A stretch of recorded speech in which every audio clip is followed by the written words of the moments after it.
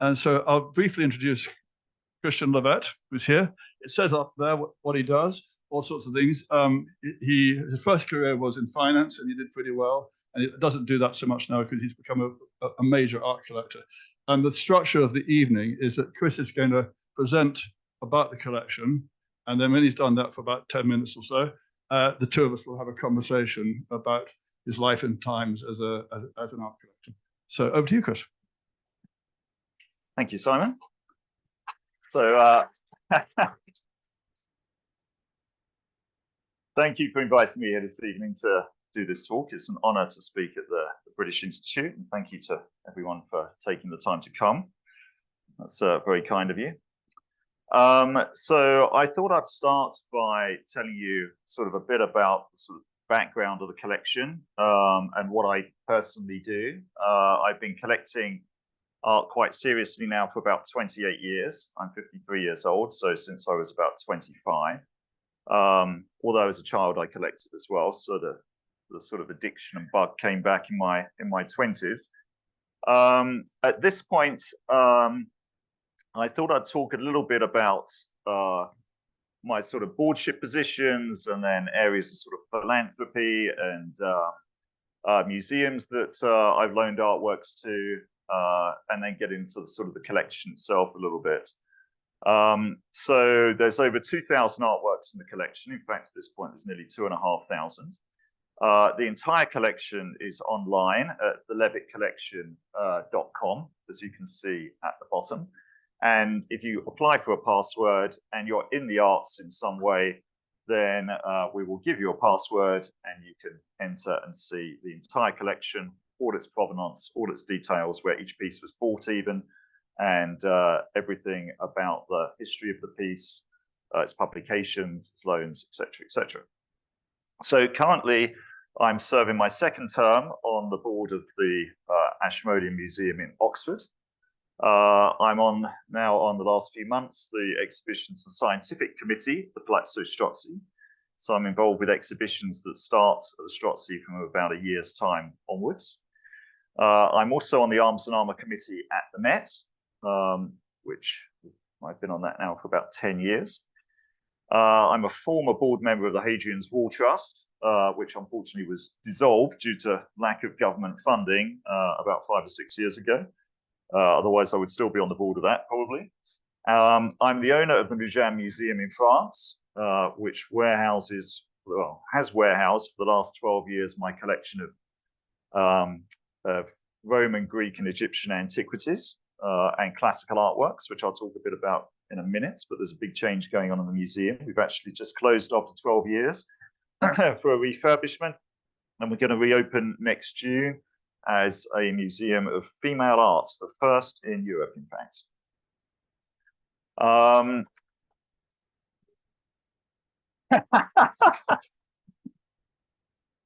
Well, that's a good sign for visitorship. And you can visit the museum website, museummusee.com, and keep up with events there. Like I say, for the first time in 12 years, it's currently closed. It just closed 2 weeks ago for the refurbishment, where we open in June. So just giving a bit of background to the sort of quality of the collection, if you like, I thought I'd give you some of the museums that I've loaned to over the last about 10 to 15 years. So just running down the list here, they include major museums such as the National Gallery of Victoria in Melbourne, one of the major museums in Australia. The Albertina Modern in Vienna, for example, which is the most important modern museum in Austria. We've loaned as far as Brazil, for example. So I loaned a painting by Toulouse-Lautrec to the museum in Sao Paulo about 5 or 6 years ago. We've loaned to the Long Museum in Shanghai, numerous museums in France, including the Centre Pompidou, for example, the Fondation Louis Vuitton in Paris, numerous other French museums all over the country. Also, I've loaned to museums like the Barberini Museum in Potsdam, Berlin, for example. We've loaned Antiquities to Cologne. In Italy, we've loaned to the Palazzo Medici Riccardi here in Florence, actually, and just signed a loan document for some works going to the Strozzi to an exhibition in 18 months' time. We've loaned to the Fondazione Prado in Venice and to the Guggenheim in Venice, which actually isn't on this list. We've loaned to Japan, various other countries, Guggenheim Bilbao's in there. Then countries all over the UK, including the British Museum, Tate Liverpool, for example, Sir John Soane Museum, Wallace Collection, as well as many museums in the US, including the Getty, for example, and the Met. Major museums in the US as well. I mean, all told, I don't know how many museums are listed there, probably 50 to 100. So as well as doing that, taking the sort of full holistic approach to collecting, I also have now sponsored over 30 major art exhibitions, including exhibitions such as the Bronze Exhibition at the Royal Academy. I also sponsored the Abstract Expressionism exhibition there in 2016 and Ai Weiwei. Then I've sponsored exhibitions at the National Gallery, such as Tacitus Dean, for example, and Kehinde Wiley, which was last year. The list sort of goes on and on. Various museums, various exhibitions at the British Museum. There we go. I've also sponsored archaeological digs, including a dig at the Nukratis archaeological site, which is an ancient Greek site, oddly enough, or Greek settlement, which was in ancient Egypt. Maryport, which is on the west end of Hadrian's Wall, and even the Pantanello here by Hadrian's Villa in Tivoli near Rome. So even here in Italy. And then there's other things which are equally as important but sound less interesting sometimes, like the digitizing of the John Marshall Photographic Archive at the British School at Rome. Actually, what isn't on here is I sponsored an archivist for 2 years to archive the collections of Bargello. But there's other digitizing here, Beasley Archive in Oxford, and some restoration projects, actually. And here in Florence, I paid for the restoration of the Vespucci Chapel, where Botticelli is buried in Ognissanti Church. The cleaning of Dante's memorial, I half paid for that at Santa Croce, and a number of other bits and pieces. So what is in the collection that sort of is the subject of these loans? Well, initially in my mid-20s, I lived in Paris for a couple of years. Up until that point, I'd spent a lot of time reading about history and battles. I hadn't spent much time or virtually any time reading about art until I moved to Paris. And I was working in finance there. And my earnings started to increase pretty significantly just before I moved there and during the time. And I used to sort of walk off my hangovers in the on sort of Saturday and Sunday mornings in the Louvre and the Musée d'Orsay and the various other museums in Paris, and sort of gave myself a sort of self-education in art history while I lived there. Rather than taking to sort of modernism at the time, I decided to collect old masters. They were the things that sort of resonated with me most, but also impressionist and post-impressionist drawings. So these are two old masters, for example, that I bought now. These ones probably about 13 years ago. The one on the left I bought at Christie's, New York. It's a portrait of a man by Franz Haus, as you can see. And this was in the Elizabeth Taylor sale, that's one of the Elizabeth Taylor sales at Christie's. So this was owned by her before she died and hung above her fireplace in Bel Air. So that's quite a nice provenance. And this is an early painting by Lucas Cranach the Elder, and there's plenty of people in this room that know more about Lucas Cranach the Elder than I do. But this was an early painting by him, and At this time, he used actual people as assistants for his portraits. I think as the workshop built up, often the paintings start to look a little bit more sort of cartoon-like. This particularly spectacular early portrait, and this I bought at Sotheby's. I might have paid a record for the artist at the time as well. I bought that in about 2011. In terms of drawings in the collection, I started to decorate my house in France, which I bought in the early 2000s, with Impressionist and post-Impressionist drawings. There's two of which are here. The drawing on the left is a late drawing by Degas, drawing in some ways of a ballet dancer. The drawing on the right, as you can see, is by Paul Gauguin. It's this sort of beautiful drawing, very soft face of Pulcinella.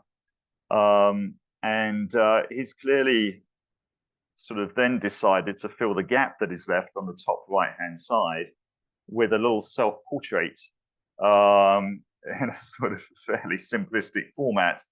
So on the left-hand side, you have this really sort of wonderful sensuous drawing. On the top right-hand side, you have this rather slightly odd self-portrait.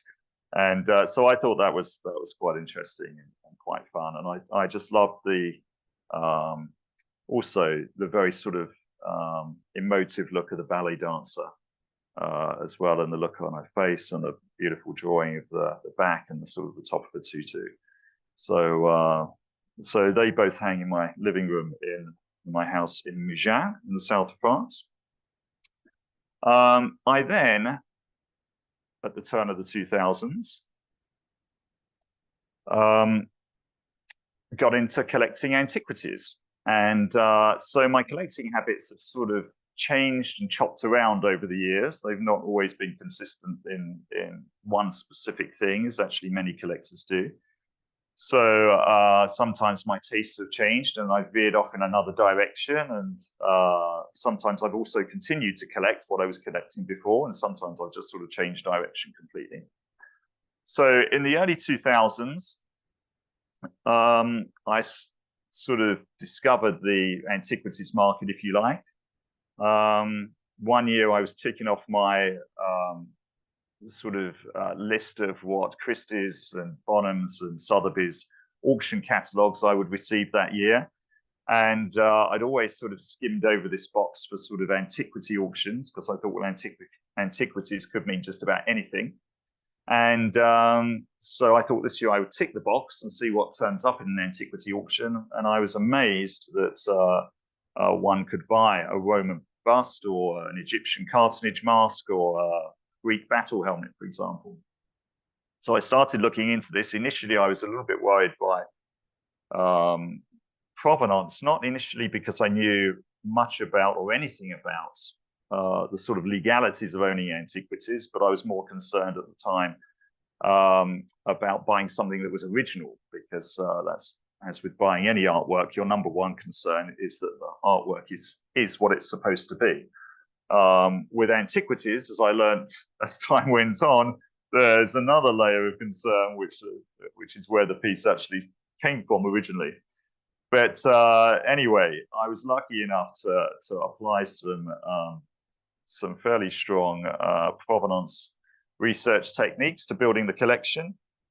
And I also became fascinated by collecting artworks with classical themes. And it became astounding to me how many artists in the 20th century had classical periods during their artistic lives. So I then thought it would be kind of interesting to juxtapose at home classical artworks alongside the ancient antiquities. And then I ended up with such a large collection that I decided to open a museum as things were starting to rather ridiculously mount up in storage. So the slide here, for example, shows one of the floors of the interior of the museum. And in this cabinet here, you have a 2,000-year-old Roman statue of Aphrodite and two miniature statues of Aphrodite there, both Roman. You have Yves Klein's statue of Aphrodite from 1962, a screen print of Botticelli's Venus, Birth of Venus in the background, On the right here, you have a statue of Venus as a giraffe by Salvador Dali. And in the middle there, there's a little drawing of the Venus de Milo by Cézanne. So this is, for example, our Venus cabinet, and you've got a whole art history of sort of the classical Venus from the Roman period all the way through to Warhol in the 80s. So that is a sort of fairly typical display as we've had for the last 12 years in the museum. This is the back of the museum where there's two Antony Gormley statues facing each other, kind of in the sort of guise of Narcissus. So this is how the museum's been set up in recent years. To take a look at another cabinet here, we have a 1989 vase called A Classical Compromise by Grayson Perry, alongside a 1982 vase by Keith Haring with black stick figures on it in the guise of a black figure Greek vase. And then we have ancient Greek vases in the background, 4th century BC, and a book of Hamilton's collection of vases hand painted in 1767. So you have a history of classical vases, 2,500 years of them in all sorts of different guises. And then continue in the terracotta series, there's a slash in terracotta by Fontana in the background. Then I also own a significant collection of ancient armor that was mostly built by a chap called Axel Gutmann, who was collecting ancient arms and armor from the 1970s till the year 2001 when he died. And then his family liquidated his collection over a period of about 10 years in sales at Christie's in New York and a series of sales in Munich in Germany. And I thought it'd be interesting to keep that collection together, and ended up piecing together most of those pieces from his collection, certainly the most important pieces. So more specifically, what kind of antiquities are in the museum? So this is one of the most important pieces that's been in the museum. It was discovered in Rome in 1880 and published at the time. It was found with 4 other heads of Roman emperors, 2 of which are in the Walters Art Museum in Baltimore, and 1 of which is in the Capitoline Museum in Rome. So I own the only one of those 4 heads that's in private hands. It's been published something like 10 or 12 times since it was found in 1880. So that's a tremendously important piece. This has an interesting story. This is called the Crow Hall urn. It's a Roman urn, 1st century AD. And Christie's were doing a house clearance of Crow Hall in Bath in 2010. And this had been electrified and had a large 1970s orange lampshade on the top. And someone had drilled a hole through the bottom of it and through the lid. So the knobbly bit on the top was done in 2010. Was electrified. And one of the experts who was involved in pricing the furniture and the pieces in the house said, I think that lamp is actually Roman. And then not only was it a Roman lamp, but it was discovered that it was etched by Piranesi in 1760. And also it says on that etching where it was found in Rome and what was in it, including various brooches and hairpins. And so it was the funerary urn of presumably a fairly important Roman lady. So that was a fantastic piece, another fantastic piece of provenance, which made it absolutely irresistible. And then this is a helmet from the Gutmann collection.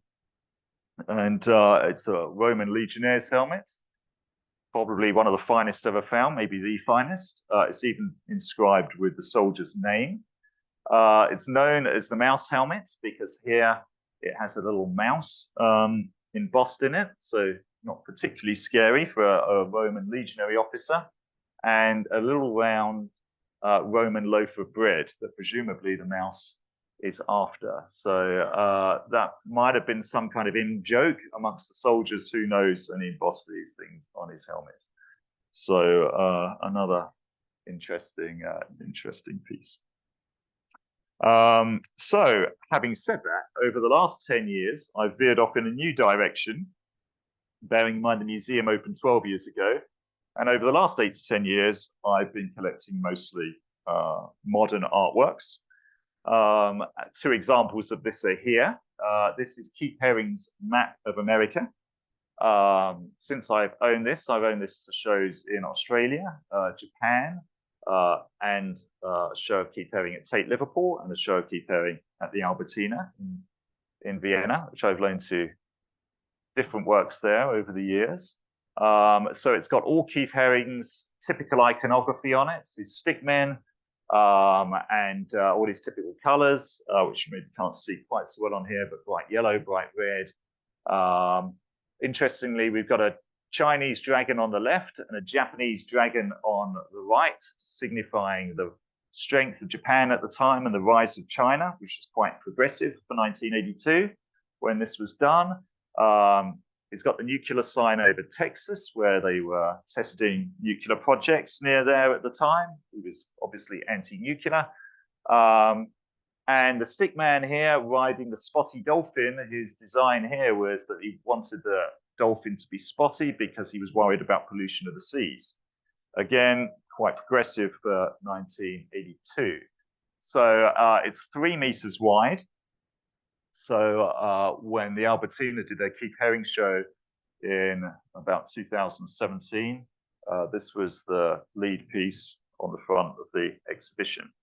So, and I have a photograph of Keith Haring putting this up in the Fun Gallery in New York in 1982 as well. So really nice piece of provenance. This I saw at Maastricht about 7 or 8 years ago. Now, it's 1946, and it's a faun, so which is kind of interesting, one might think in itself. There's a beautiful kind of Cubist style Picasso. But I'm very close to the Picasso Museum in Antibes, having a house and restaurants, and the museum in Mougins, which is only a 15-minute drive from Antibes. And in 1946, Picasso did a sort of residency in what was then the Grimaldi Museum in Antibes, and painted a whole series of portraits of fauns and classically inspired artworks. As Antibes was originally called Antipolis and was a Greek trading colony, as were some of the other cities along the French south coast. So Nice originally was a great Greek city, as was Marseille, interestingly. So he wanted to paint pictures with a Greek theme. Most of those pictures then remained in the Picasso Museum, and it was turned from the Grimaldi Museum into the Picasso Museum around 1950. But Picasso's dealer loved this picture so much that he retained it in his collection, and it was then sold at auction in Paris in 1966, 20 years later. It then turned up at Maastricht, and I saw it on the stand of a dealer, immediately recognized it as one of the sort of lost fauns from that series that was kept by his dealer. We looked it up. It was the faun that was in the catalogue in 1966. And then it went immediately on loan to the Picasso Museum in Antibes for a year following that, before it came into the museum in Mougins. So that was a wonderful find. Now, as well as collecting male artists, I was also collecting modern female artists as well. This is a painting 1977 by Helen Frankenthaler, who was one of the pioneers of stain painting, alongside Mark Rothko, where they would take an unprimed canvas, dilute the paint, and then wash the paint into the canvas rather than paint on top of it. This painting is nearly 3 meters high and nearly 2 meters wide. It's been residing in my apartment here in Florence. It's been on loan to Japan recently, and it's on its way back. This hangs in my dining room in Florence. This is called When They Were Gone. It's also 1977, also nearly 3 meters high, by Joan Mitchell. Actually 240, I should say, by 180. And this was during her period where she was living in Verteuil, near Giverny, in northern France, where Monet was painting his water lily pictures. So this series of pictures that she did were inspired by Monet's water lilies. There was recently a show of these in the Fondation Louis Vuitton in Paris, which some of you might have seen. It's called When They Were Gone because she had been dating the Canadian-French artist Jean-Paul Riopel for the prior 22 years. And this is around the time they're splitting up. They'd had an argument. He left the house his family had been staying. She was feeling down as the house was empty. And there's this narrative that she's given about it. And so she paints it in a darker color than many of our other pictures, but it's still tremendously vibrant in the flesh. And that's why it's called When They Were Gone. This is Lee Krasner's most important picture, at least the Barbican, when they did the Lee Krasner retrospective about 7 years ago, billed it that way. Lee Krasner was painting this picture in 1956. And there's a narrative between her and Jackson Pollock. It was a new direction for her. And in an interview, she talks about how she wasn't sure as the painting was developing that she was doing the right thing. And Jackson Pollock was saying, who was her husband, was saying, this is a wonderful painting. You should continue painting it, or words to that effect. It's fantastic. She then finishes the painting, flies to Paris for a trip, and he then dies in a car accident in the US. She gets the phone call, flies back to the US, and there's a famous picture when she gets back of her sitting in her studio, and this painting Prophecy is on the easel sitting beside her in that photograph. She then painted 3 other pictures in this series in late 1956, and the Barbican exhibition created the whole narrative around this picture and put this picture and the other 3 pictures that she painted in one single room together. So I was in Sotheby's, New York, when I bought this in about 2016. And one of the specialists there said, I went there to see the sales. I go every November to see the previews of the sales and often participate in them. And one of the specialists said, I know you've been buying Mitchell and Frankenthaler lately. I've got the ultimate abstract expressionist picture for you laying on the floor of the storage room right now. It's just come in. And she said, it's Lee Krasner's Prophecy. And I thought, wow, that sounds amazing. It also sounds expensive. So I approached this conversation with trepidation and walked into the storage room at Sotheby's, New York, and saw it on the floor, lying propped up against a bunch of books as it had literally just come in. We came up with a price and I bought it immediately. Subsequently, it turned out to be a good idea. So, but I did gulp when I paid that bill. This is the Burgers of Amsterdam Avenue. Other than a JFK series, it's Elaine de Kooning's most famous picture. It's 4.2 meters wide and 2.23 meters wide and hangs here in Florence in my apartment here. How are we doing for time, Simon? I'm probably like a little over. Shall I just keep gibbering on? So the 7 guys sitting down here were in a drug reform center on an island east of the Bronx. The 2 guys standing up are her 2 assistants who are also drug addicts, one of which, unfortunately, 16 years after this was painted, died of a drug overdose. Her friend was teaching an art class at the Reform Center and asked Elaine de Kooning to come over and paint a portrait of the people that he was teaching, of the guys that he was teaching, because as well as being an abstract expressionist painter, she was also an abstract portrait painter. So she goes over, sketches out the portrait, and ends up painting this picture. She wanted to lay the picture out like an early 17th century Dutch family or multi-figure portrait. So that's why it's so large and why it's laid out the way that it is. Bearing in mind her husband's Dutch also. And then it's called the Burgers of Amsterdam Avenue. course, New York was originally called New Amsterdam, and Amsterdam Avenue runs up into Harlem. So there's all sorts of Dutch connotations within the painting.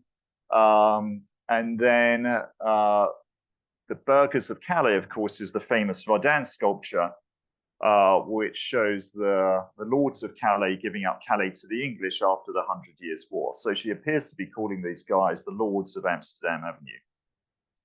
She also wanted to paint a political picture, and it was a good time to do that because she'd just been sitting with JFK in the December 62 and January 63, and she painted this in March 1963. It was shown at the Graham Gallery in New York in 1963.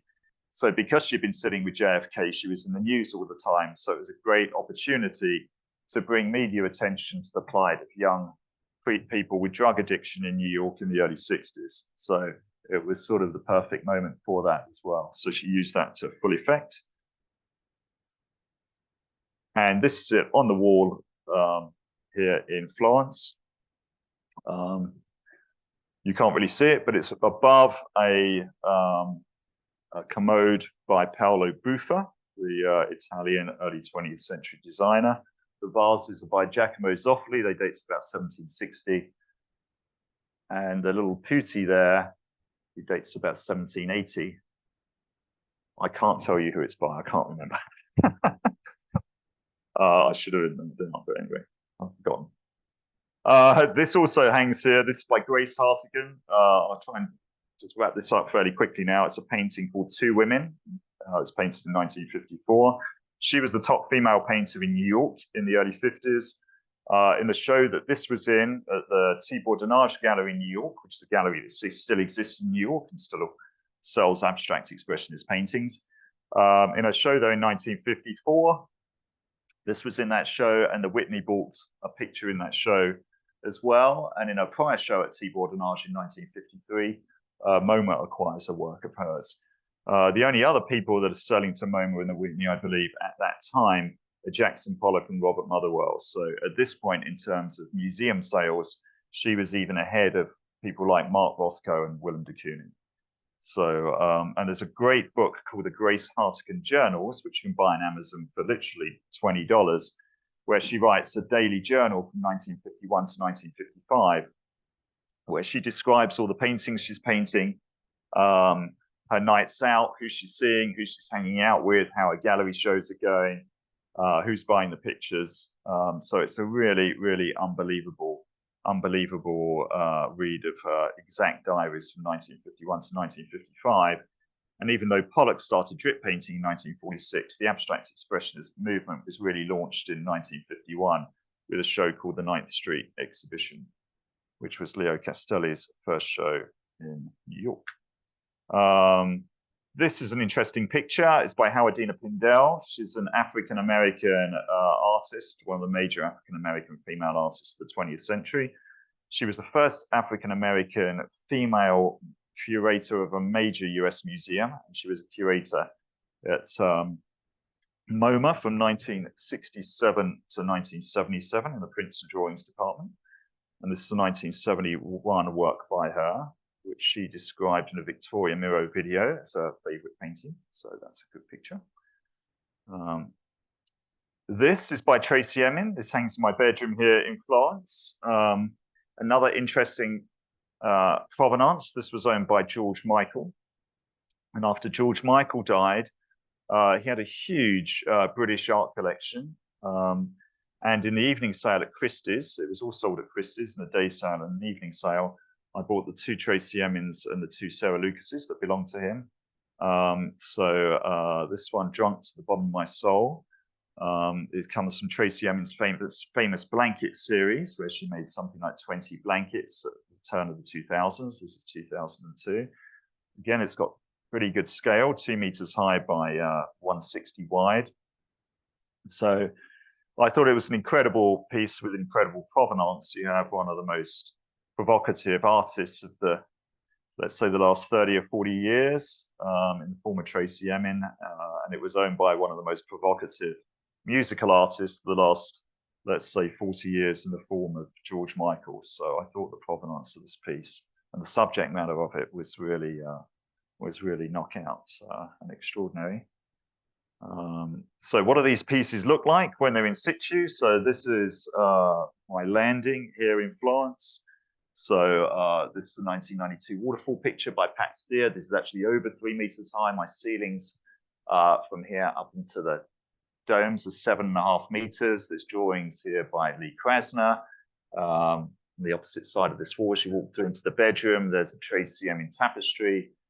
This is a 1948 work by Sonia Sekula, who was one of Peggy Guggenheim's artists. She had a gallery in New York, Peggy Guggenheim, called the Art of the Century Gallery from 1942 to 1947. She then moved to Europe and set up the Guggenheim Venice. It's a 1955 work by an artist called Charlotte Park, and this one's by Pearl Fine and is 1958. And these two paintings are on loan in an abstract expressionist show right now. In fact, all these three paintings are. That was at the Whitechapel Gallery in London earlier this year that I loaned 45 pictures to, and it's now at the Fondation Van Gogh in Arles, and it travels to the Kunsthalle Bielefeld in Germany. So I've got 45 pictures away in that touring exhibition alone. This is my dining room. Here's the Joe Mitchell in my dining room here in Florence. This is away on loan at the moment in the same traveling show. This is a 1952 picture by Grace Hartigan. There was also in one of the Tibor Denard shows, so 52, a great year. It's just before MoMA, and the Whitney starts acquiring her works, and it's just after the 9th Street exhibition in 1951. It was probably Grace Hartigan's most important picture in private hands. So provenance, provenance, provenance. This is my living room, early picture by Joe Mitchell. This is by Pat Pasloff, another abstract expressionist picture, 1959, Buffy Johnson, 1958. And there's a bullfight picture, 1959, by Elaine de Kooning. In my bedroom, on the opposite walls, you've got Tracy Emin, including the blanket. Here you have Cecily Brown, 2003 painting by her called Couple. This was the poster picture for her Louisiana Museum at the Louisiana Museum in Copenhagen about 7 years ago. So this was plastered up all over Copenhagen back then. This is a 2010 Louise Bourgeois watercolor, which is the year that she died. So it was one of the last works that Louise Bourgeois did. Actually, this is another Giacomo Zoffoli sculpture. Oh, no, actually, no, that's by Alessandro Algardi, actually. I switched them around. That's now in my office. So it's early 17th century. These are two early drawings by Louise Bourgeois, done in 1937 when she was in her 20s. So you've got both ends of Louise Bourgeois' career.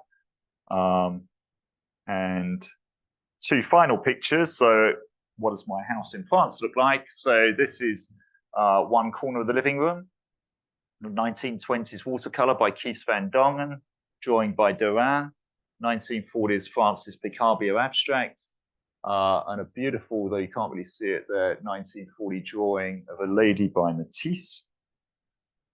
In my hallway, I've got two 1940s watercolors by Dufy, César, the sister picture to this is in the Column d'Or in St. Paul de Vence.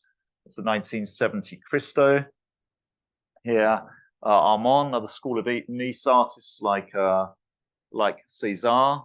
1961 Bram Bogart, the sort of Cobra Belgian artist, and a Florentine panel, 15th century there.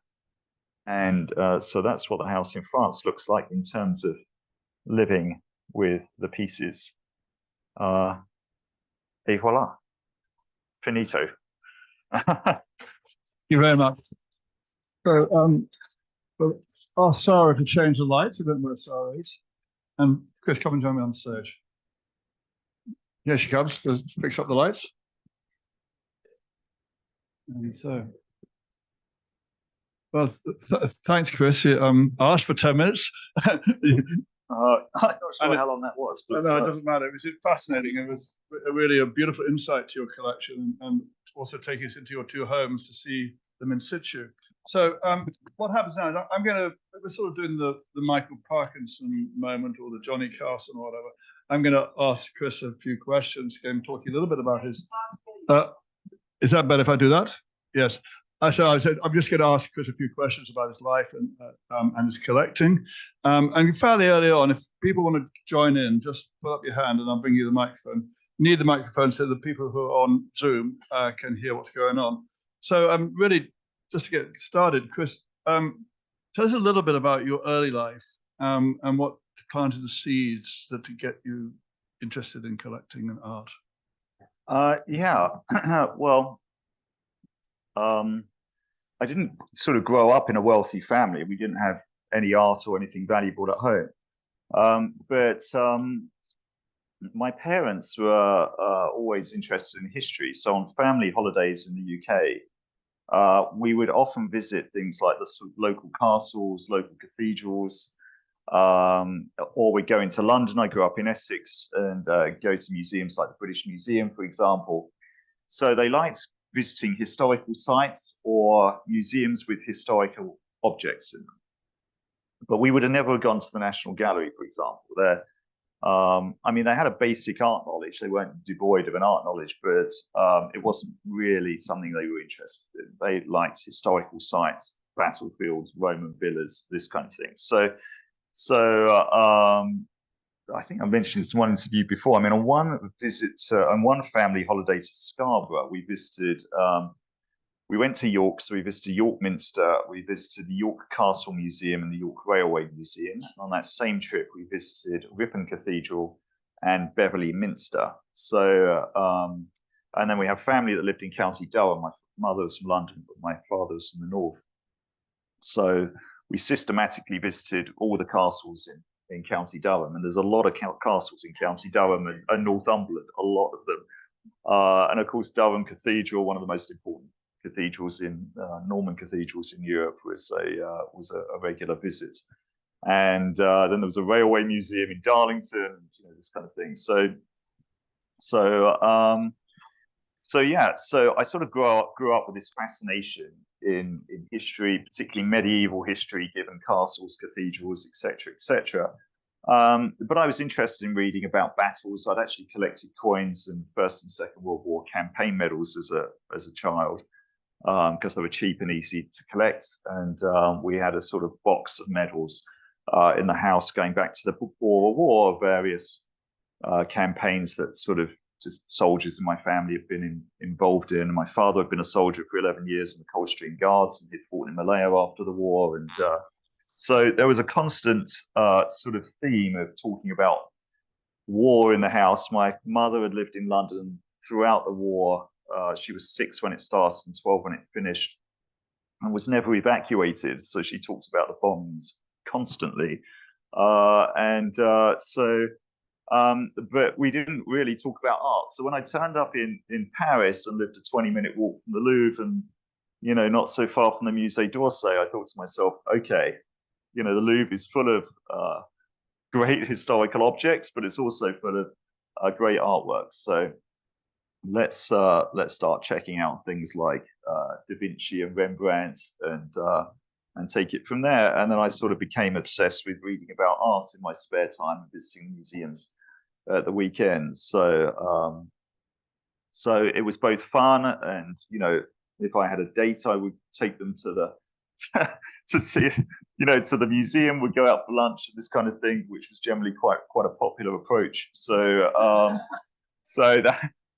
one way or another, I was visiting museums every single weekend that I was in Paris, and then the sort of love of it just sort of sprung up from there, and the sort of collecting gene, which was inside me as a child, but had sort of disappeared in my teens and early 20s, then sort of came back. And so what got you started as a serious collector? As opposed to just somebody looking at paintings? Yeah. Well, it depends what you call a serious collector. I guess the first time that I walked into an art gallery with the intention of buying something historical and spending, let's say, £10,000 on it. Well, I was living in Paris, so I was 25 or coming up to 26. And I bought a painting by an artist called Egbert van der Pol, who isn't famous particularly, but he was an early 17th century Dutch artist who painted fire scenes. And And this particular painting was 100,000 French francs, or about £10,000. And I fell in love with this picture of this fire scene in Delft. And I bought that picture, and I bought a 19th century picture by a Spanish artist called Ignacio Escosura, probably pronounced that completely wrong, of a cavalier, which was painted in about 1870 or 1880. Fell in love with that. And on that particular day, I bought those two pictures, and the European picture was about 70,000 French francs, or about £7,000, and then it just kind of started from there. And then, so initially I was sort of buying for the apartment in Paris, and then I actually moved to Monaco after that for 5 years. So I bought there, and I bought a house in Mougins, and I already had an apartment in London that I bought before I moved to Paris, and then bought a house in London. So initially it was all about sort of, buying amazing pictures and decorating the houses, as any collector kind of starts. But then I just kept buying and buying, and then things started stacking up in storage, and that's how then I ended up 15 years after that with a museum, basically. So yeah. So it kind of crept up on you from sort of an interest into becoming a sort of major and almost full-time activity. Yeah, well, I mean, I retired from trading in 2016. So over the last 7 years, I've turned what was my hobby into sort of a lifestyle now, really. And so even though I have a number of investments in businesses and properties and that kind of thing, I actually spend most of my time still buying artworks. So so now I have storage facilities here in Florence, in Nice, in Geneva, and in London with artworks in, and now there's thousands of them. So yeah. And so how do you decide what to buy, and indeed sometimes what to sell? What's the process for adding to the collection? Well, the first criteria is that when you see something, you have to think it's amazing for some reason, either because it's taken an incredible level of genius to create it in some way, or because it's tremendously exciting or thought-provoking. I mean, it could be something that, like the Tracy Emin blanket, that doesn't require enormous expertise necessarily to execute it, but the idea in itself requires genius. So it has to be something that you find provocative and stimulating in a number of sort of emotional ways. If that doesn't happen, it's just not worth really looking at. So then after that, it becomes more sort of analytical process of condition. Is this an important period during the artist's life, which may or may not be important to you, depending on whether you're buying it for decoration or because you really sort of want to know the academia behind it, if you like. And then it's about sort of checking out the condition. Then it's about the provenance. Has it ever been exhibited anywhere else? Has it ever been published? And then, getting a detailed report on the condition of the piece, if it's something that's, let's say, more than 20 or 30 years old, which can be important even for something that was created in the 80s, let alone something that's, historical. So then there's, a whole series of things which are common to collecting anything, sort of, and then each individual market has its own individual nuances often. So with old masters, for example, is the painting really by the person that the person trying to sell it to you is really, is it really by them, or are they kind of being a little bit lean with the truth, or are they embellishing it a little bit too much? And it's been an old sort of favorite over the years of sometimes old master dealers to sort of say, well, this is from the workshop of so-and-so, but, the master had a huge hand in it. And sometimes it's difficult, almost impossible to tell how much the master has had a hand in it, but that can make the difference of hundreds of % of the value of the picture. So, you have to be very careful. Often we're buying old masters with antiquities. You have to be careful with the provenance and whether or not the provenance is actually as it's stated, and whether or not the provenance is genuine, let alone the piece. And understand the legalities of how antiquities move around and when they were found, and the different sort of laws surrounding that, so that you're not buying something that was recently dug up and illegally exported. So that's a whole nother sort of area of expertise that is particularly pertinent to buying antiquities. And then, you get forgeries in just about everything, even in 20th century artworks. I mean, there's a famous incident with the Knoedler Gallery in New York about 15, 20 years ago, and there's a Netflix TV program about that called Made You Look. And that was America's oldest gallery. It had been going since the early 1800s, and they sold, so they say, unknowingly, around $80 million worth of forgeries, including a $20 million Jackson Pollock, which was subsequently then, these were discovered to be coming from an erroneous source, and they were being, I think, painted in Brooklyn. And have been sold to a sort of a range of collectors. So, and there's a number of different artists which are famous for having been forged very significantly in the 20th century. So, so different markets have different nuances as well. Yeah. And then somewhere in there, presumably, there's also the sort of financial calculation of whether the price is right and where it's going and things like that. Correct. Yeah. I mean, then once you've done all this analysis, if you're happy with it, then of course the big question is the price. and I never like to overpay for things personally, so I'll have an idea in mind as to what I think the piece is worth. And sometimes, I mean, these days you can look up the auction valuations of what every piece is traded for at auction, or at least in the last 40 years, by any mainstream artist, and actually even some fairly obscure ones. So that data is out there. So, and that sometimes can be genuinely out of line for genuine reasons. With the private market, pictures by that artist are just particularly difficult to get hold of. But then for historical paintings and historical artworks and antiquities, many, if not all of which are unique in their own way, then the pricing becomes, much more sketchy and arbitrary. So,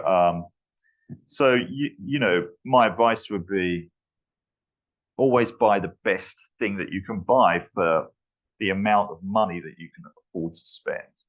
So, you're better off buying a better work by an artist than 2 or 3 mediocre works by them just because they seem affordable. You're always better off buying the best thing that you personally can afford. And do you sell much? Well, I never sold anything up until about 4 years ago, 4 or 5 years ago, and then I started selling a few things that were in storage that weren't going to make it into the museum or make it onto wall space at home. And I decided to sort of sell a number of pieces out of storage, which is a sort of fairly passive thing to do. But then in the last sort of 2 or 3 years, I have been more actively selling pieces and rotating the collection. So I've really built out a collection of artworks by female artists, particularly in the last, say, 4 years. And so the change in the museum now really signifies the change in my sort of recent collecting habits. And I've built a very significant museum quality collection of artworks by female artists, mostly 20th century, some 19th century, some 21st century. And I've been consciously rotating the collection somewhat by selling male artists and buying more female. And also, while I still have a relatively significant income from my investments, things like that, I've hit a sort of limit in my, well, not necessarily a limit, but I've certainly hit a point where I'd rather than just keep buying and buying and buying, I'd rather sort of sell a few things here and there and rotate the collection a little bit. You can't just keep buying forever, particularly as I retired 7 years ago. So I don't earn the money in the way that I used to earn it. So otherwise, I'm just going to use up all my cash, and I don't particularly want to do that. So now sometimes I don't exactly buy a painting to buy sell a painting to buy another, but I'm conscious that I'm sort of rebalancing the collection, if you like, and selling some male artists, I buy female artists. And if I may be so bold, that sounds quite astute in the current climate where the female voice is being explored and the position of women in society has been championed particularly strongly. So I see a little hint of the old trader there coming through, that you spotted a part of the market where there's probably room for some value growth there. That's a little harsh. I said it was.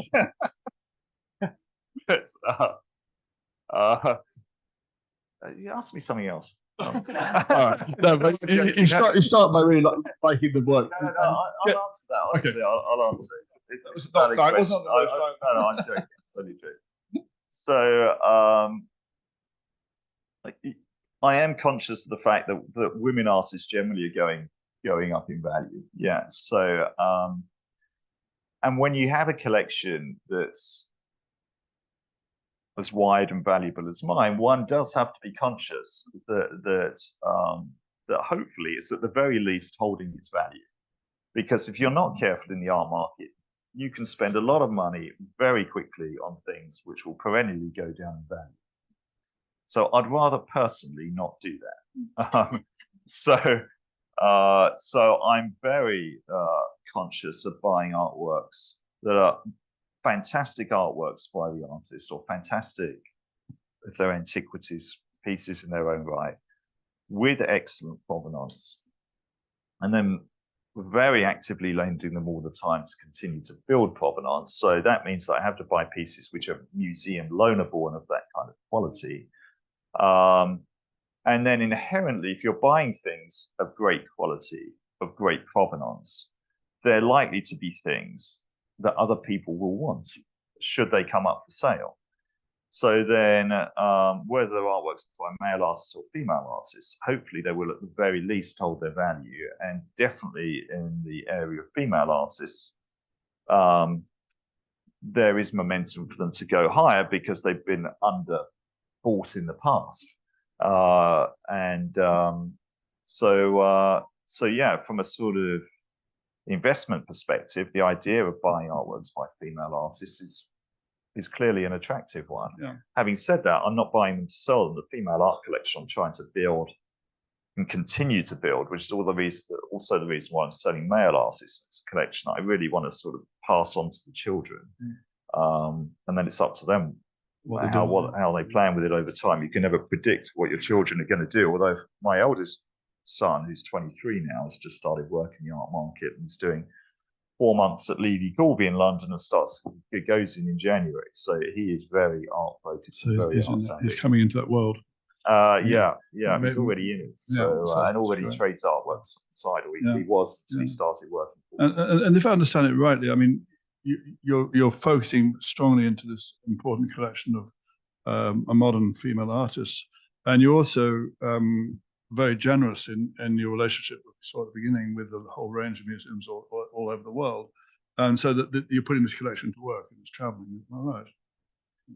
Yeah, I mean, I sponsor exhibitions that I don't have artworks in. I mean, you can never have a conversation with a curator and they simply wouldn't have it with you to say, okay, I'll sponsor your exhibition if you take a picture of me. That conversation will never happen. And if I ever said that to a curator, they would never speak to me again. So, you know, there's sort of unwritten laws in this kind of thing. But, you know, if you support a museum over a period of years and you get to know the curators and they get to know your collection, if you've got great things in it, then they will just simply know that they're there. Otherwise, there's great collections out there. The curators don't know what's out there, what's in them often, so they can't access them because they can't find the pictures or simply don't know they exist. So by you know, having a direct relationship with a lot of museums and financially supporting them in their exhibitions, you get that sort of two-way conversation, which at times can, you know, lead to a loan. But most of the exhibitions, virtually all of them that I sponsor, probably 70–80% of them, I don't have a work in, you know, at all. And I could give money to museums for years, and they never have an exhibition. No, I understand. It's not. Own a work. It's not a quid pro quo, obviously not. I get that. Yeah, but when the works do go out and go into important museums and on shows, it's adding to the provenance, which is your thing. Yeah, absolutely. I mean, the more you can build provenance for a picture, then generally speaking, the more desirable it comes. I mean, anyone would like to own a picture that's hung in the Met or the for sure, you know, or you know, the Royal Academy. It makes it more attractive. Yeah, but as you say, but the beginning and ultimately for you is loving the work, and you know, this is what you want to have.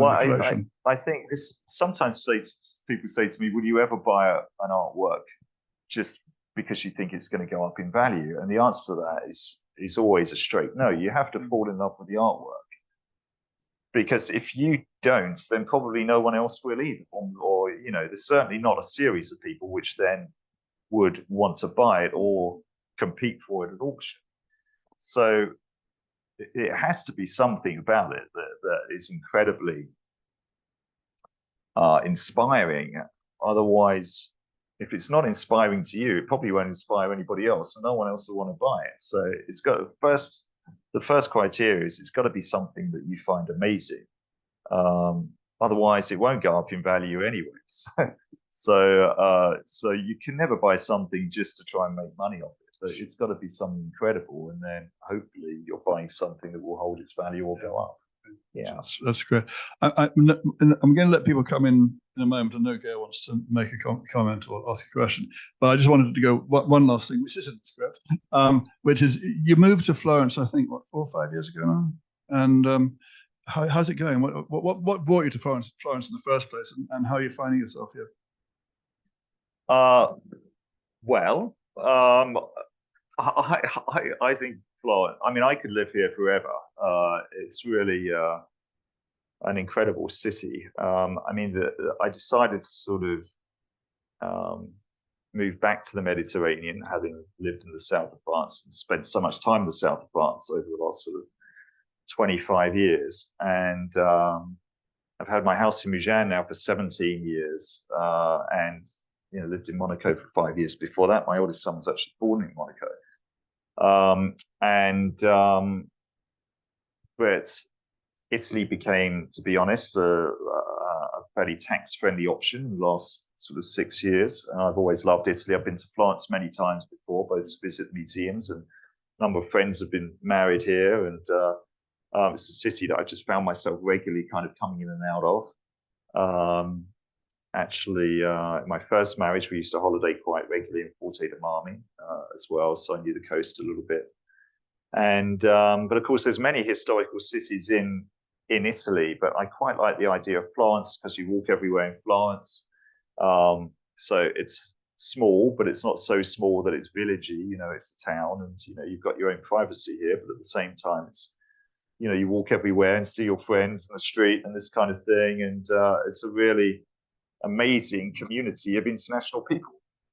I find the Italians very welcoming and happy people, and positive and family orientated, and I like all of those things. You know, it's 5 hours to drive to Mougins from here, so it's close to my house in the south of France. It's pretty well located in general. The trains run actually really well in Italy, I personally find. So it's an hour and a half to Rome on the train, on the fast train. It's 2.25 hours to Venice. So, you know, you can go to Rome for lunch, which is a pretty amazing thing to do. And there's just so much in this city art-wise to see. You know, you're constantly walking around the churches and chapels and seeing some of the greatest artworks of the Renaissance just sort of sitting in a corner somewhere, you know. I made a lot of friends here, both of all sorts of nationalities and including the Italians. It's been really a wonderful experience. Well, we're delighted that you're planning to stay for a good long time, because we like having you in town. I think pretty much everyone in the room would agree that this is a good place to be. You know, what's not to like about living in Florence, really, for all the reasons you gave. So look, we'll open it up now, and Gail's been waiting to ask you, but you have to use the microphone. Thank you so much. It was a wonderful experience. And I was lucky enough once to see your collection here. But I wanted to ask you, how did you particularly get interested in collecting the abstract expressionist women? Yeah. Well, that's a good question. So when I made this sort of conscious decision to start collecting 20th century artworks mostly, and not so much the things like Antiquities and Old Masters. And, like I said, I was initially collecting sort of a mixture of male and female artists. I just wanted to buy amazing artworks of amazing quality, normally already museum exhibited. So I bought artworks by Keith Haring, like the one you saw, Basquiat, Picasso, Wayne Thiebaud, Calder, David Smith, but also more recent works by Damien Hirst, for example, Mark Quinn, Tracy Emin, Cecily Brown. Yeah, as well as buying the male artists, I was buying female artists like Tracy Emin, Cecily Brown, Bridget Riley, Joan Mitchell, Helen Frankenthaler, Grace Hartigan. But I was getting increasingly drawn to sort of abstraction in one form or another. And I owned two early Willem de Kooning. And so I noticed there was a sort of big momentum sort of building in this area. So in 2015, Elaine de Kooning had a retrospective of portraits at the National Portrait Gallery in Washington. And then in 2016, there was this seminal exhibition in Denver of women of abstract expressionism that really sort of brought to light not just the sort of top three that most people know about, Joan Mitchell, Lee Krasner, and Helen Frankenthaler, but also then Elaine de Kooning, Grace Hartigan, and a whole number of other artists of that period. So that was pretty interesting.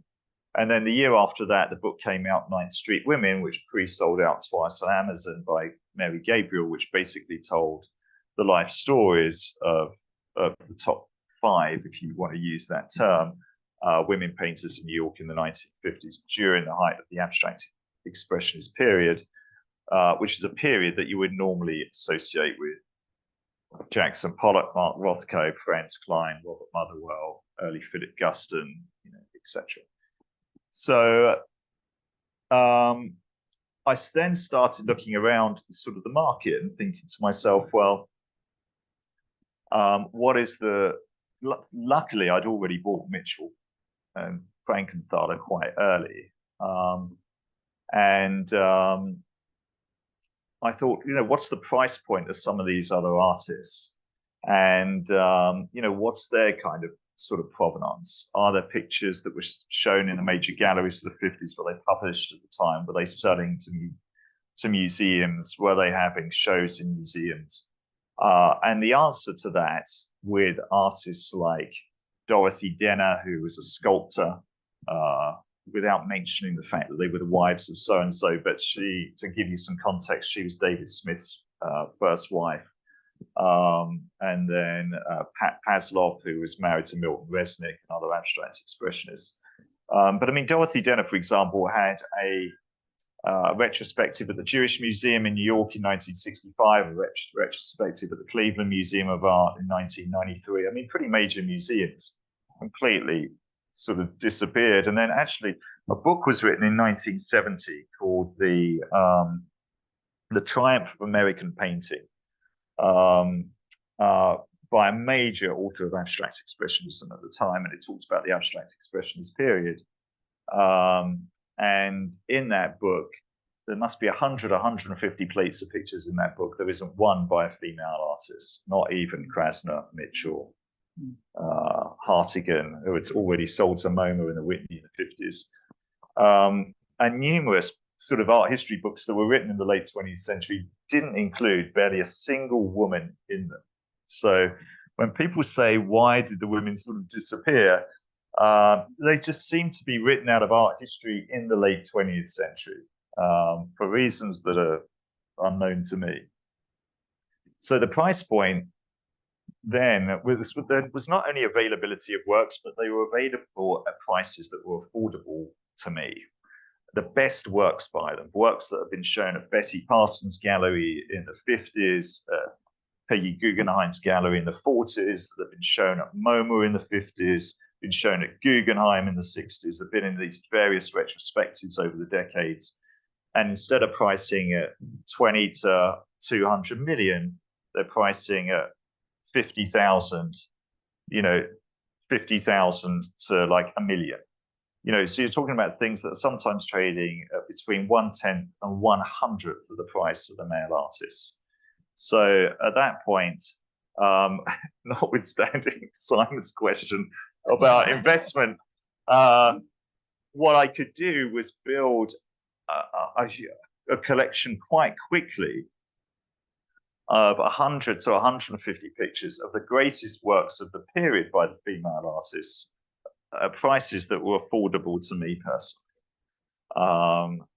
So I thought this is an opportunity, culturally speaking, first of all, to keep, build this collection, keep it together as a collection rather than it being scattergunned all over the place and often being sold by, mid-level galleries, let's say. I mean, the galleries were not obscure, but they were all over the place in the way these things were being curated and handled often. And to try and, put a museum quality collection together, publish a collection, which you can buy in my book on the left there, which is available on Amazon, and or publish certain artworks in the collection and give biographies of the artists and give timelines of what they were doing and this kind of thing. And so you can use it as kind of a textbook as well. And the opportunity, both culturally, was a great opportunity, and financially, I didn't know that the more obscure artists would go up in value, but as it's turned out, the market has become savvy enough, thankfully, that they're not just interested in chasing like the top 3 or 4 artists. Now everyone's interested in the whole period. So they're a bit less affordable today than they were 5 years ago, 5 or 6 years ago. But nevertheless, it's that's basically what happened. So yeah. We've got 1-2 contributions on the chat from the Zoom. Various people, Hanel Jewel and Penny Clark, saying how much they like the museum at Mougins, and they want to know a little bit more about what's happening next. And then David Stork says, I suspect you don't want to discuss specifics, but you can explain what happened in general terms if and when you discovered a work in your collection was not authentic. Yeah, I'll answer that last question first. So we did, someone questioned actually a piece in the collection, quite an important piece actually at the time. Although they hadn't actually visited the piece or had assigned it, they actually hadn't even handled it, they'd just seen it in a book. And anyway, we decided to get a sort of a lab report done on this particular piece. And it tested perfectly. The metal was aging and etc. But it did spur me to then have most of the metal works in the museum lab tested, and everything that could be carbon dated, and the marble surface tested, which isn't a perfect way of trying to gauge whether a marble is original or not. But I basically tested most of the things in the museum at enormous expense, because often the testing of a piece can cost anywhere from 2,000 to 4,000 or 5,000 euros, and there was hundreds of them. So that was a process that took about 5 years. But I wanted to make sure that everything in the collection was scientifically original. So, and also, I didn't want forgeries hanging out in the collection, not only because I wanted to make sure personally that the collection was original, I wanted to give the visitor in Mougins a good visitor experience. They weren't sitting there looking at forgeries. And also, because it was a fairly recently put together collection, all the major dealers, and I only bought from major dealers and major auction houses, were all still in business. So if I had a forgery and I had a lab report saying it was a forgery, I could go back to them, legally get my money back. So then it occurred to me it might be quite urgent to do this, so that if there were any forgeries in the collection, then I can get the money back.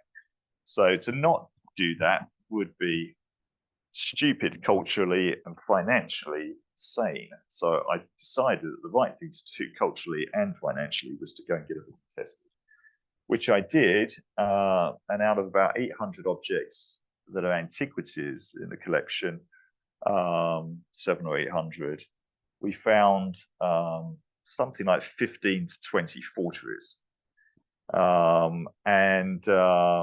They all went back to dealers and auction houses, and everyone paid me back, with the exception of one auction house, a small auction house in Germany. Fortunately, the object wasn't particularly valuable, but they didn't. But everybody else paid me back. So the collection, I think we can be sure, as sure as we can be, is lab tested at least to be original, as well as being. I mean, there's been numerous curators that have visited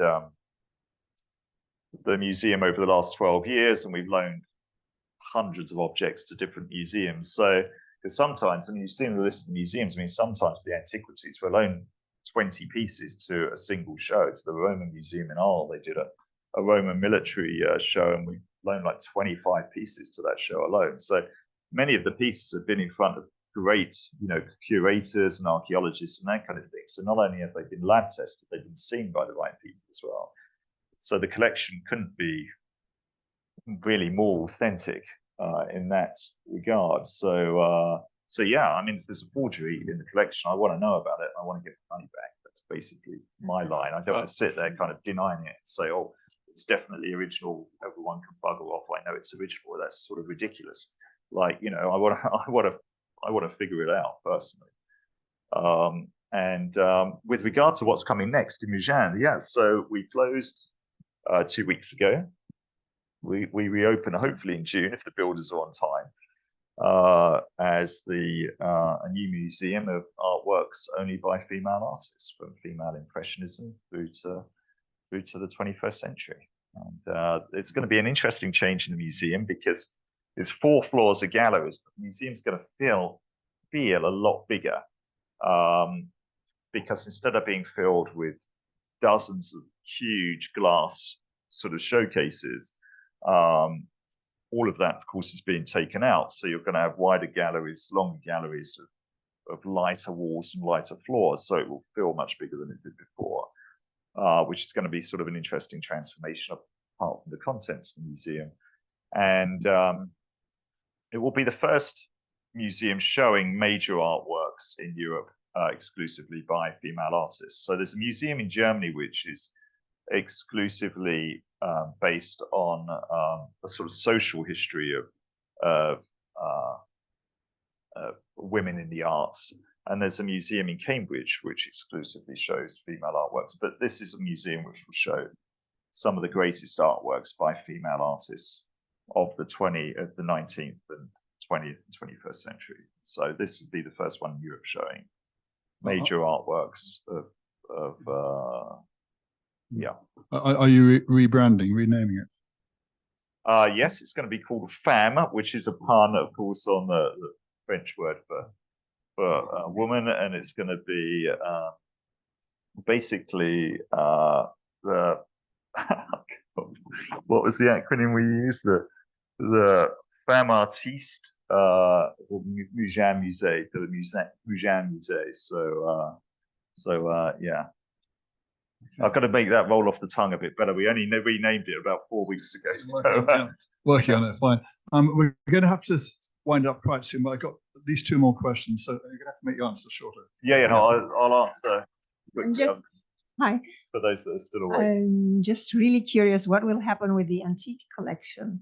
I mean, because you're going to move that away from the museum. So, and how do you, I mean, a museum should be a permanent collection. I'm a museologist. So, usually when you have a museum, it should be permanent forever, but you are taking it down. So where will that collection go?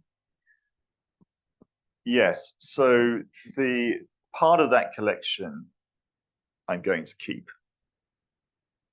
And part of the collection, you know, I thought about this a lot in recent months, obviously.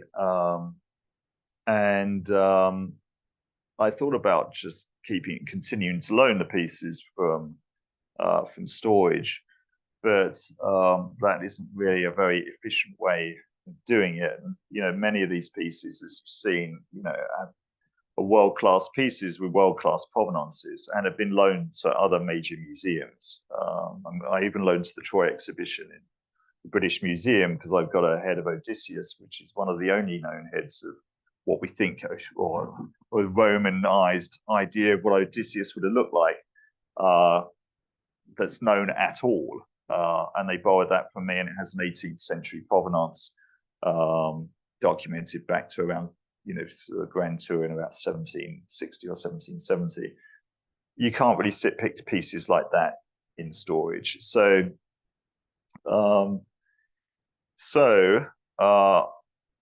I can't tell you exactly how I'm going to do this, although it might become apparent fairly soon.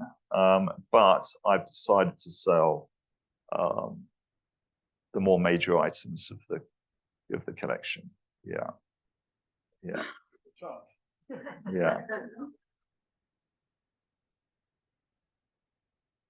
Thank you. Sasha Samuels, femme artiste. I just returned late last night from Ukraine. I was painting some of the soldiers there who were recovering from their injuries at the front. So it was interesting. You brought up your family's interest in, you know, war objects and the war itself. I'm assuming World War II. My question for you is, how do you view artists as the keepers of our culture? I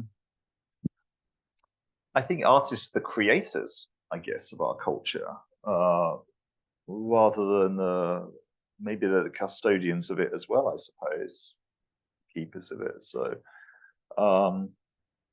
but artists are that normally epitomize what's going on at the time in society, or create an alternative to it, either one of the two things sometimes. So without sort of focusing necessarily on abstract expressionism, but one can imagine what New York was like in the late 40s and early 50s, with soldiers having come back from Europe and seen and experienced the things that they'd experienced.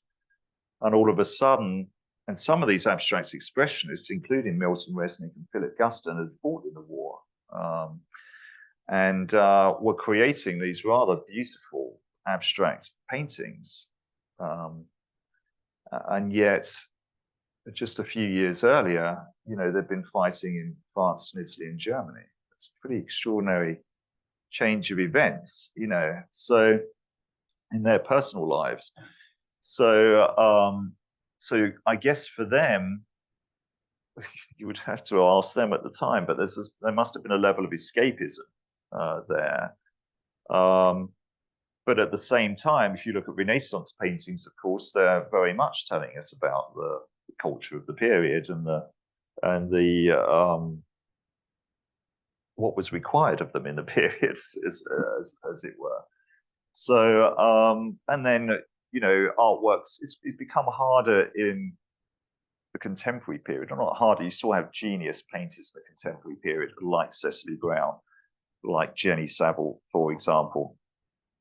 But really, often contemporary art is more about doing something that's different, or hasn't been done before, and is thought-provoking in a different way. And often that, brings about the culture of the period. I guess when you look at Keith Haring and Basquiat, Kenny Scharf, for example, they're really about the graffiti art of the of the 80s, and they all started as graffiti artists, as did A.R. Pink, the German artist. So he was basically a sort of similar kind of graffiti artist of the 80s.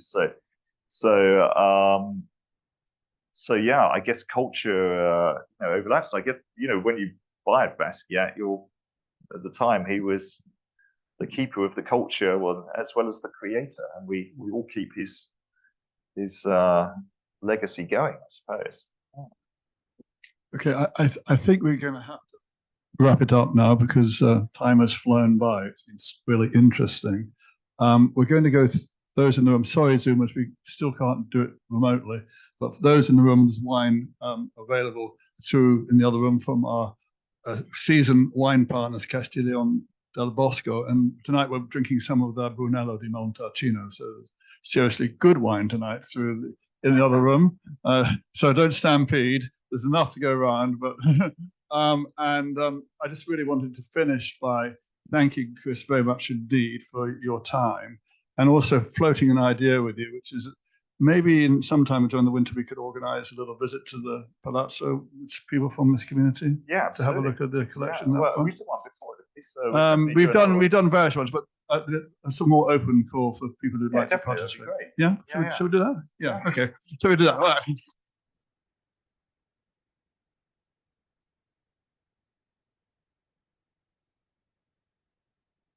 And thanks everyone for coming. Thanks Zoomers for joining us remotely, and see you all next week. And don't forget, if you want to go on the wine tour, buy your tickets now because they're selling out fast. So off we go, wine. Thank you.